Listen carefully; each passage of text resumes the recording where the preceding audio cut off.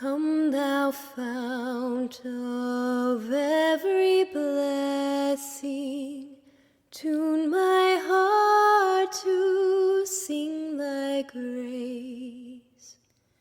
Streams of Welcome to 15 Minutes in the Bible with Irvington Bible Baptist Church. Today's reading is in Ezekiel chapter 7, verse 1 to chapter 9 and verse 11. Hebrews chapter 5, verses 1 through 14. Psalm chapter 105, verses 1 through 15. And Proverbs chapter 26, verse 28. Ezekiel chapter 7. Moreover, the word of the Lord came unto me, saying, Also, thou son of man, thus saith the Lord God unto the land of Israel, the end is come upon the four corners of the land. Now is the end come upon thee, and I will send mine anger upon thee, and will judge thee according to thy ways, and will recompense upon thee all thine abominations. And mine eye shall not spare thee, neither will I have pity, but I will recompense thy ways upon thee, and thine abominations shall be in the midst of thee, and ye shall know that I am the Lord. Thus saith the Lord God, in evil, and only evil, behold, is come. An end is come, the end is come, it watcheth for thee, behold, it is come. The morning is come unto thee, O thou that dwellest in the land. The time is come, the day of trouble is near, and not the sounding again of the mountains. Now will I shortly pour out my fury upon thee, and accomplish mine anger upon thee, and I will judge thee according to thy ways, and will recompense thee for all thine abominations. And mine eye shall not spare, neither will I have pity. I will recompense thee according to thy ways and thine abominations that are in the midst of thee, and ye shall know that I am the Lord that smiteth.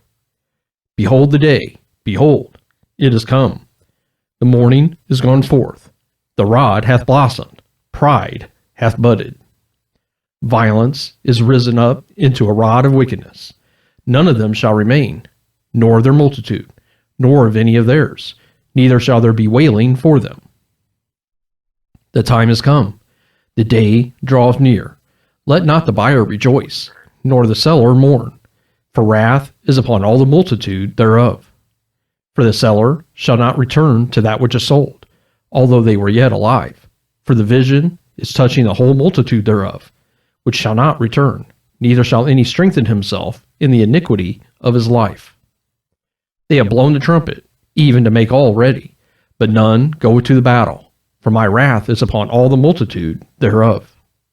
The sword is without, and the pestilence and the famine within. He that is in the field shall die with the sword, and he that is in the city, famine and pestilence shall devour him. But they that escape of them shall escape, and shall be on the mountains like doves of the valleys, all of them mourning, every one for his iniquity. All the hands shall be feeble, and all knees shall be weak as water. They shall also gird themselves with sackcloth, and horror shall cover them, and shame shall be upon all faces, and baldness upon all their heads. They shall cast their silver in the streets, and their gold shall be removed. Their silver and their gold shall not be able to deliver them in the day of the wrath of the Lord. They shall not satisfy their souls, neither fill their bowels, because it is the stumbling block of their iniquity. As for the beauty of his ornament, he set it in majesty, but they made the images of their abominations and of their detestable things therein. Therefore have I set it far from them. And I will give it into the hands of the strangers for a prey, and to the wicked of the earth for a spoil, and they shall pollute it. My face will I turn also from them, and they shall pollute my secret place, for the robber shall enter into it and defile it. Make a chain, for the land is full of bloody crimes, and the city is full of violence. Wherefore I will bring the worst of the heathen, and they shall possess their houses. I will also make the pomp of the strong to cease, and their holy places shall be defiled. Destruction cometh, and they shall seek peace, and there shall be none. Mischief shall come upon mischief, and rumor shall be upon rumor.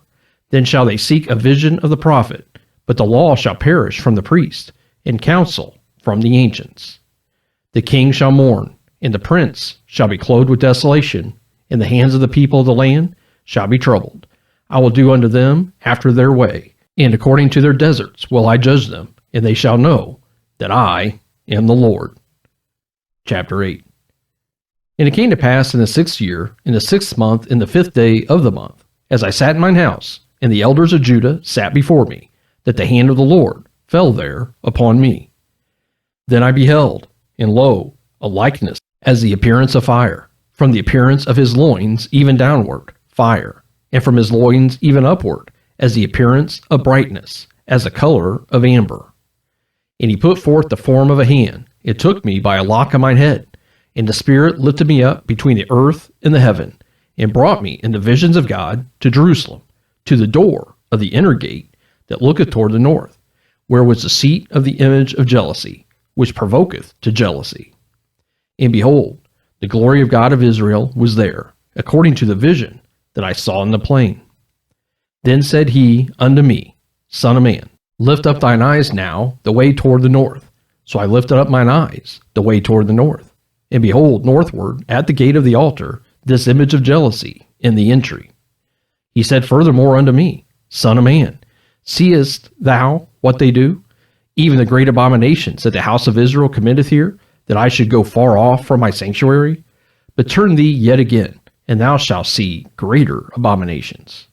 And he brought me to the door of the court, and when I looked, behold, a hole in the wall. Then said he unto me, Son of man, dig now in the wall. And when I had digged in the wall, behold, a door. And he said unto me, Go in, and behold the wicked abominations that they do here. So I went in and saw, and behold, every form of creeping things and abominable beasts, and all the idols of the house of Israel, portrayed upon the wall round about. And there stood before them 70 men of the ancients of the house of Israel, and in the midst of them stood Jaazaniah, the son of Shaphan, with every man his censer in his hand, and a thick cloud of incense went up. Then said he unto me, Son of man, hast thou seen what the ancients of the house of Israel do in the dark, every man in the chambers of his imagery? For they say, The Lord seeth us not, the Lord hath forsaken the earth. He said also unto me, Turn thee yet again, and thou shalt see greater abominations that they do. Then he brought me to the door of the gate of the Lord's house, which was toward the north. And behold, there sat women, weeping for Tammuz. Then said he unto me, Hast thou seen this, O son of man? Turn thee yet again, and thou shalt see greater abominations than these. And he brought me into the inner court of the Lord's house, and behold, at the door of the temple of the Lord, between the porch and the altar, were about 25 men, with their backs toward the temple of the Lord, and their faces toward the east, and they worshipped the sun toward the east. Then he said unto me, Hast thou seen this, O son of man? Is it a light thing to the house of Judah, that they commit the abominations which they commit here? For they have filled the land with violence, and have returned to provoke me to anger. And lo, they put the branch to their nose. Therefore will I also deal in fury. Mine eye shall not spare, neither will I have pity. And though they cry in mine ears with a loud voice, yet will I not hear them. Chapter 9. He cried also in mine ears with a loud voice, saying, Cause them that have charge over the city to draw near, even every man with his destroying weapon in his hand. And behold, 6 men came from the way of the higher gate, which lieth toward the north, and every man a slaughter weapon in his hand. And one man among them was clothed with linen, with a rider's inkhorn by his side. And they went in, and stood beside the brazen altar. And the glory of God of Israel was gone up from the cherub, whereupon he was, to the threshold of the house. And he called to the man clothed with linen, which had the rider's inkhorn by his side. And the Lord said unto him, Go through the midst of the city, through the midst of Jerusalem, and set a mark upon the foreheads of the men that sigh and that cry for all the abominations that be done in the midst thereof. And to the others he said in mine hearing, Go ye after him through the city, and smite. Let not your eye spare, neither have ye pity.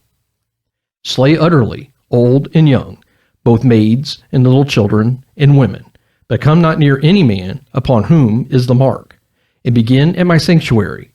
Then they began at the ancient men which were before the house. And he said unto them, Defile the house, and fill the courts with the slain. Go ye forth. And they went forth, and slew in the city. And it came to pass, while they were slaying them, and I was left, that I fell upon my face and cried, and said, Ah, Lord God, wilt thou destroy all the residue of Israel, in thy pouring out of thy fury upon Jerusalem? Then said he unto me, The iniquity of the house of Israel and Judah is exceeding great, and the land is full of blood, and the city full of perverseness. For they say, The Lord hath forsaken the earth, and the Lord seeth not. And as for me also, mine eye shall not spare, neither will I have pity, but I'll recompense their way upon their head. And behold, the man clothed with linen, which had the inkhorn by his side, reported the matter, saying, I have done as thou hast commanded me. Hebrews chapter 5. For every high priest taketh from among men is ordained for men in things pertaining to God, that he may offer both gifts and sacrifices for sins, who can have compassion on the ignorant, and on them that are out of the way, for that he himself also is compassed with infirmity. And by reason hereof he ought, as for the people, so also for himself, to offer for sins. And no man taketh this honor unto himself, but he that is called of God, as was Aaron. So also Christ glorified not himself to be made a high priest, but he that said unto him, Thou art my son, today have I begotten thee. As he saith also in another place, Thou art a priest forever, after the order of Melchizedek, who in the days of his flesh, when he had offered up prayers and supplications with strong crying and tears unto him that was able to save him from death, and was heard in that he feared. Though he were a son, yet learned he obedience by the things which he suffered. And being made perfect, he became the author of eternal salvation unto all them that obey him. Called of God a high priest after the order of Melchizedek, of whom we have many things to say, and hard to be uttered, seeing ye are dull of hearing. For when for the time ye ought to be teachers, ye have need that one teach you again, which be the first principles of the oracles of God, and are become such as have need of milk, and not of strong meat. For every one that useth milk is unskillful in the word of righteousness, for he is a babe. But strong meat belongeth to them that are of full age, even those who by reason of use have their senses exercised to discern both good and evil. Psalm chapter 105. O give thanks unto the Lord, call upon his name, make known his deeds among the people. Sing unto him, sing psalms unto him, talk ye of all his wondrous works. Glory ye in his holy name, let the heart of them rejoice that seek the Lord. Seek the Lord in his strength, seek his face evermore. Remember his marvelous works that he hath done, his wonders in the judgments of his mouth. O ye seed of Abraham his servant, ye children of Jacob his chosen. He is the Lord our God, his judgments are in all the earth.